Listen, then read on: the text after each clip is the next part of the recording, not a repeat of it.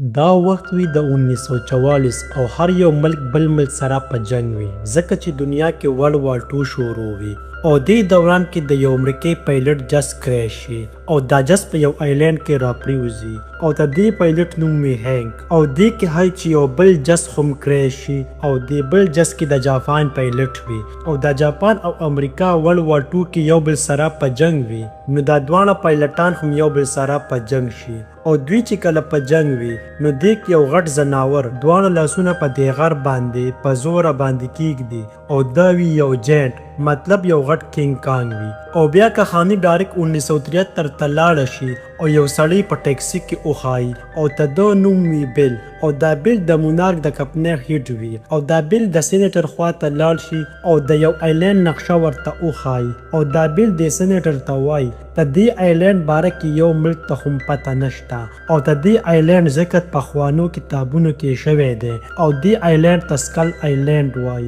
او په دې آیلینډ باندې کله هم چې کوم جاز یا سمندري شپ ورغلی دی نو په دې آیلینډ کې ورک شوی دی او اوسه پورې یې څه پته نه لګي دا آیلینډ د برموډا ټراینګل نه هم خطرناک دی او په 1954 کې چې کوم نیوکلیر ټیسټ په دې آیلینډ کې شوي وو هغه نیوکلیر ټیسټ نو ما ته ښکاري چې هغه یې په دې آیلینډ کې سمړه کول او که چېرته موږ د آیلینډ ته لاړو نو موږ به په دې آیلینډ کې ډېر زیات قیمتي شیونه پیدا کړو خو دا سېنیټر دوی له د تلو اجازت ورنکړي دې بیل ته د پیسو ضرورت وي او بیا دا بل کس د سېنیټر ته وایي 2 ورځې پس به په دې آیلینډ باندې د رشیا سټیلایټ تیریږي نو بیا به د دې آیلینډ تصویران رشیا سره هم پیدا شي او بیا دا سېنیټر دوی له دې آیلینډ ته د تلو اجازت ورکړي او بیا یو غټ ګروپ د آیلینډ ته په سفر روان شي او دوی سره په میشن کې جیمز کوناټ هم وي چې د ویتنام جنگ نه اوس راغلی وي او دا جیمز ته د ټولو خیډ وي او بیا دا ټول په سمندري شپ کې د آیلینډ خوا ته راشي نو دوی سیږي چې په سمندر کې یو غټ طوفان وي نو دا ټول ډېر زیات ویریږي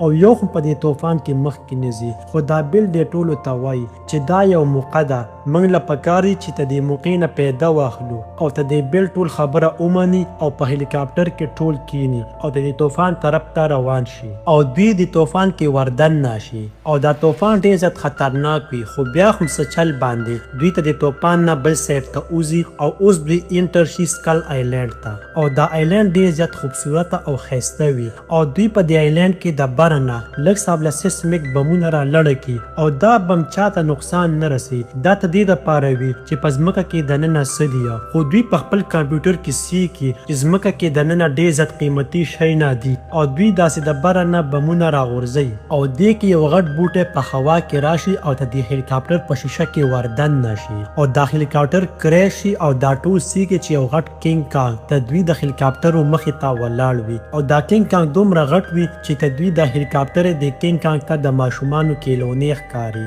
او دا ټول په دې کینګ کانګ باندې ډزې شروع کړي نو د کینګ کانګ له غوسه ورشي او دا کینګ کانګ یو هلیکاپټر په سوق باندې وخي او دا کینګ کانګ دا ټول هلیکاپټر یې تباه کړي او اوس چې کوم کسان بچ شي نو دا ټول په 2 ګروپو کې تقسیم شي ته د یو ګروپ مشر وي جیمز او ته د بل ګروپ مشر وي بیل او د بیل سره ګروپ کې هغه کرنل هم وي او ته د کرنل ډېر زیات ملګري مړه شي نو دا کرنل ډېر زیات خفه وي او بیا دا کرنل د بیل ته تمانچه نیغه کړي او دا کرنل بیل ته وایي ته د آیلینډ ته د دې دپاره نه یې راغلی چې دلته کې به قیمتي شی نه وي ته چېرته د بل څه دپاره راغلی یې او تا ته د کینګ باره کې هم پته وه ما ته د آیلینډ باره کې رښتیا ووایه نو دا بیل د کرنل ته وایي د نن نه 10 کاله مخکې زه په یو سمندري شپ کې اومه او هغه شپ همیشه د پاره په اوبو کې ډوب شو او په دې شپ کې د زرو خلکو نه هم ډېر خلک وو او په دې شپ کې صرف زه بچ پاتې شوم او نور ټول مړه شول او ټول وایي چې دا شپ سمندر کې اوبو ډوب کو خو رښتیا دا دی چې دا شپ یو مونسټر په اوبو کې ډوب کړی و زه د 10 کالو نه خلکو ته لګیا یم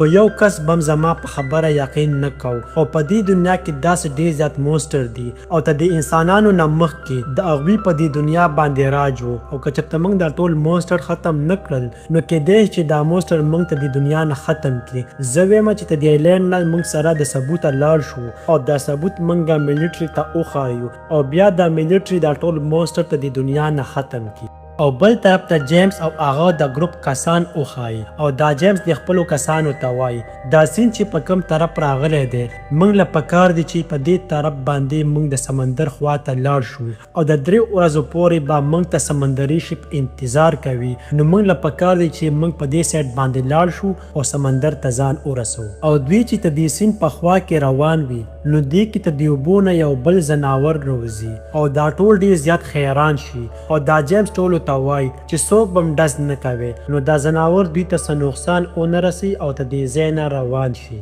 او بیا دا ټول په لاره روان وي چې دې کې دوی یو کندر سیکي او ته دې کندر نه ځنګلي انسانان روزي او دوی باندې حمله وکړي او دوی هم خپل ټوپکې دوی ته نیغې کړي او کله چې دا جیمز ګروپ په دې نورو باندې ډز کوي چې دې کې د مخې نه یو کس روزي او دا کس وي هینګ او هینګ هغه پایلټ وي د کم چې د نن نه 30 کاله او 11 میاشتې مخکې په دې ایلینډ کې جس کریش شوی وي کوم مخکې چې ورلډ وار 2 شروع او بیا دا هینګ دا ټول د قبیلې علاقې ته راولي کوم ځای کې چې دا ټول اوسیږي او کله چې دوی د شپ ته وردن نشي نو دوی سیکي چې دلته کې د هغه کینګ کانګ تصویران په دیوال باندې جوړ شوي وي او دلته کې چې دا کم خلک وي دا ټول د کینګ کانګ نه یریږي او د کینګ کانګ عبادت کوي او بیا دا هینګ د ټولو ته وایي تاسو باندې چې کم کینګ کانګ حمله وکړه ته د نوم دی کانګ او دا کانګ ته د ایلینډ بادشاه دی او دا ته د ایلینډ خیال هم ساتي کله چې زما جس کریش شو او د ایلینډ کې را پریوتم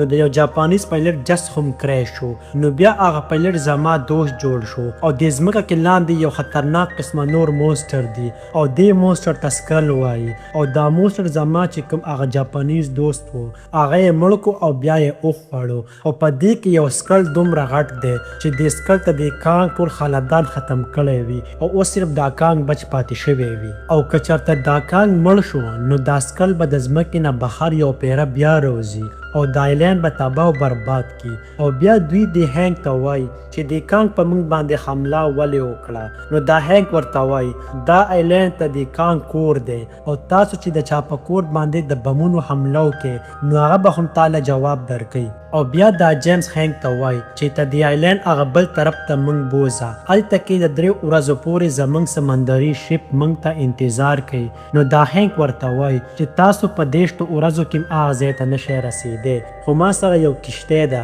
چې هغې کې موږ 3 ورځو کې رسیدی شو خو دا کشتی ډېره زیاته زړه ده نو لږ کار به پکې کول غواړي نو بیا به سفر ته کشتی جوړه شي او بل سیټ ته ښایي چې د بیل او کرنل کسان په یو ځنګل کې روان وي چې دې کې په د بر نه یو غټه مچۍ حمله وکړي خو دا ټول دا مچۍ په شریکه باندې مړه کړي او دې کې یو بل کس وښایي چې د دواړو ګروپونو نه بیل شوی وي او د ده نوم وي چیپمین او دا چې کله په دې سیند کې اوبه څکي نو دا په دې سیند کې کانګ سیکي خو کانګ دا سی نه کي او کله چې دا کانګ په دې سیند کې اوبه څکي چې دې کې په دې کانګ باندې یو آپټومس حمله وکړي او دا کانګ دا آپټومس مړ کړي او ویې خوري او بیا دا کانګ ته د ځای نه لاړ شي او دا چیپمین هم ته د ځای نه لاړ شي او دا چیپمین په یو بوټي د پاسه ناست وي چې دا بوټی نه وي دا یو مونسټر وي او دا کم مونسټر چې وي دا هم ته د ځای نه وتښتي ځکه چې دلته کې سکرل راشي او دا سکرل په دې چیپمین باندې حمله وکړي او چیپمین هم مړ شي او بل سیټ ته وښایي چې دا هینګ او جیمز دا کشتی جوړه کړي او دې کې چې کومه جینۍ وي د دې جینۍ نوم میسن او دا جینۍ یو فوټوګرافر وي او د قبیلې والا د خپل ځان بچ کېدو دپاره یو دیوال جوړ کړی وي او کله چې دا جینۍ ته د دیوال نه بهر روزي نو دا جینۍ سیکي چې ته دوی هلیکاپټر په یو ځنګلي غوا باندې را پریوتی وي او دا غوا اوس هم ژوندی وي او میسن ته د غوا نه د هلیکاپټر لرې کوي خو دا هلیکاپټر ډېر زیات دروند وي چې دې کې دا کانګ راشي او دا کانګ په 2 ګوتو باندې دا هلیکاپټر اوچت کی او دا میسن د کانګ ته ګوري او ډېره زیاته ویریږي خو دا کانګ په دې باندې حمله ونه کړي بس صرف د نفرت په نظر ورته وګوري او دا کانګ ته د ځای نه لاړ شي او بله ورځ باندې دا یو ګروپ په کشتۍ کې کیني او ته د ایلینډ هغه بل طرف ته روان شي کوم طرف ته چې ته دوی هغه سمندري شپ ولاړ وي او په لاره کې ته دې ریډیو خمکار شروع کی او دوی هغه بل ګروپ سره رابطه وکي او د دې ګروپ اوس مشر وی کرنل ځکه چې بیل مړ شوی وي او دوی ورته وایي چې زر به موږ ستاسو خواته ضرور رسو چې دې کې په دوی باندې یو خطرناکه مرغۍ حمله وکي او ته دوی نه دا مرغۍ یو ساینټیسټ اوچت کی او په هوا کې یې مړ کی او لږ ټایم پس دوی هغه بل ګروپ سره ملو شي او دا ټول به اوس ته د ځای نه خپل سمندري شپ ته روانېږي خو دې کې دا کرنل وایي چې زه د ویسټ طرف ته ځم هلته کې زما د یو سولجر جس کریش شوی دی اصل کې دا چیپمین یادې خو دا چیپمین خو هغه سکل مړ کړی وي خو دې باره کې د کرنل ته پته نه وي بیا خینک ټولو ته وایي چې د ویسټ طرف ته ډېر زیات سکرل دي او که چېرته موږ هغې طرف ته لاړو نو واپس د راتلو چانس به هم نه وي نو دا کرنل جیمز ته وایي چې ستا دا کار دی چې موږ ته صرف او صرف لاره ښیي او هغه کسان به پیدا کوي کوم چې ورک شوي دي نو جیمز ته د کرنل خبره ومني او دا ټول د ویسټ طرف ته روان شي نو دوی په دې لاره باندې سیکي چې ډېرې زیاتې ډانچې وي نو دا هینک ټولو ته وایي چې دا ته د سکرل او ډایناسور کورونه دي او دا ټول په دې ډانچو کې روان وي چې دې کې په دوی باندې یو سکرل حمله وکړي او دا هغه سکرل وي کوم چې چیپمین مړ کړی وي او دوی باندې هغه خطرناکې مرغۍ هم حمله وکړي کومو مرغو چې ته دوی نه یو ساینټیسټ مړ کړی وي خو دا ټول د خطرناکې مرغۍ او دا سکرل هم مړ کړي او بیا دا هینک کرنل ته وایي چې موږ له پکار دي چې واپس ته د ځای نه لاړ شو ځکه چې دا علاقه د سکرل علاقه ده خو دا کرنل ورته وایي چې زه د چیپمین نه بغیر واپس نه ځم چې دې کې دا جیم د هغه چیپمین لاکټ د کرنل ته وښایي او دا لاکټ د هغه سکرل په خېټه کې و موږ له پکار دي چې واپس لاړ شو خو بیا دا کرنل جیمز ته وایي چې زه د چیپمین هلیکاپټر ته ځم په دغه هلیکاپټر کې ډیره زیاته وسله پرته ده هغې وسله باندې موږ دا کانګ مړ کولی شو دا چې کله دا هینک واوري نو ډېر زیات حیران شي او د کرنل ته وایي چې ته کانګ نشي مړ کولی دلته کې چې کوم اوسیدونکي انسانان دي هغه ته د کانګ عبادت کوي او دا جیمز کرنل ته وایي چیپمین خو سکرل مړ کړی دی کانګ خو نه دی مړ کړی موږ ته خطره د سکرل نه ده نو دا کرنل وایي چې سکرل خو به زه مړ کوم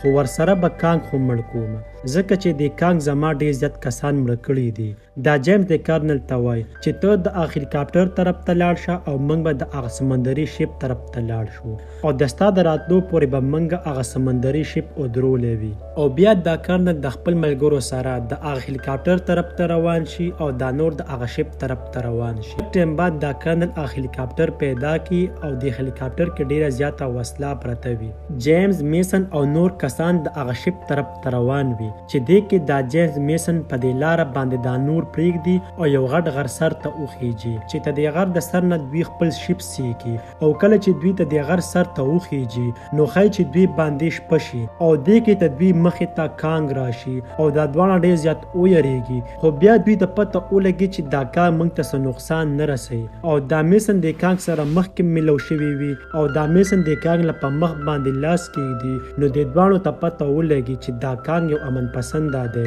او دې کې په دې ځنګل کې اور ولګي او دا اور لګولی وي کرنل او دا یو شی وي چې د کرنل د کانګ دپاره جوړ کړی وي او کله چې دا کانګ ته د کرنل خواته راشي نو دا اور ډېر زیات تیز شي او دا کانګ په دې اور کې ګیر شي او بېهوشه شي او په ځمکه راپرېوځي او بیا دا کرنل ډېر زیات بمونه په دې کانګ باندې پیټ کړي او کله چې دا کرنل دا بمونه بلاست کوي چې دې کې دا جیمز میزن او هینک راشي او د کرنل ته خپلې ټوپکې نیغې کړي او د کرنل ته وایي چې دا بمونه بلاست نه کړي او بیا دا کرنل خپل ملګرو ته وایي چې دا درې واړه اوله او ختم یې کړي خو ته د کرنل چې کوم ملګري وو هغه هم اوس ته د خلاف شي ځکه چې هغوی ته هم پته ولګي چې کانګ زموږ دشمن نه دی بلکې زموږ دشمن سکرل دی او دې کې د اوبو نه یو سکرل روزي او دا سکرل چې په دوی باندې حمله کوي نو دا کانګ په خوش کې راشي او دا کانګ اول نه په دې کرنل باندې خپل لاس کېږدي او دا کرنل ختم کړي او بیا دا کانګ او سکرل په میاس کې ډېر زیات جنګ وشي او دا نور ته د ځای نه د خپل شپ طرف ته منډې کړي او دوی چې ته د شپ طرف ته روان وي چې دې کې په دوی باندې دا سکرل حمله وکړي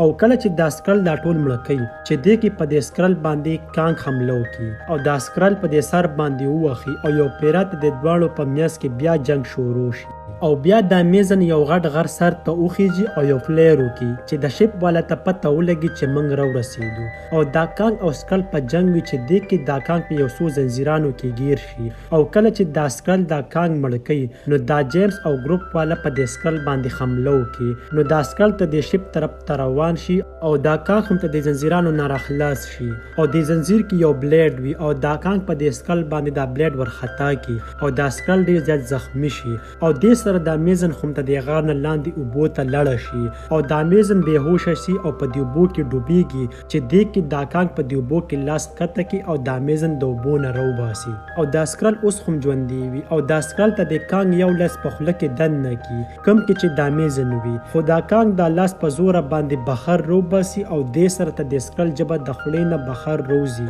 او دا سکل هم مړ شي او بیا دا کانګ دا میزن د سین په خوا کې په ځمکه باندې کېږدي او ته د ځای نه روان شي او بیا دا جیمز راشي او ښایي چې دا میزن اوس هم ژوندی وي او دا دواړه د کانګ ته ګوري او دا کانګ ته د ځای نه لاړ شي او دې سره دا ټول هم ته د لینډ نه واپس خپل ملک یو اس ته راشي او بیا خینګ ښایي چې 1944 کې د خپل کور نه د جنگ دپاره تللی وي او 10 کاله بعد واپس خپل کور ته راشي او دا خینګ خپل زوی سره هم ملو شي چې اوس ته د خینګ زوی د 10 کالو وي او خپل ښځې سره هم ملو شي او دې سره د کهاني هم ختم شي.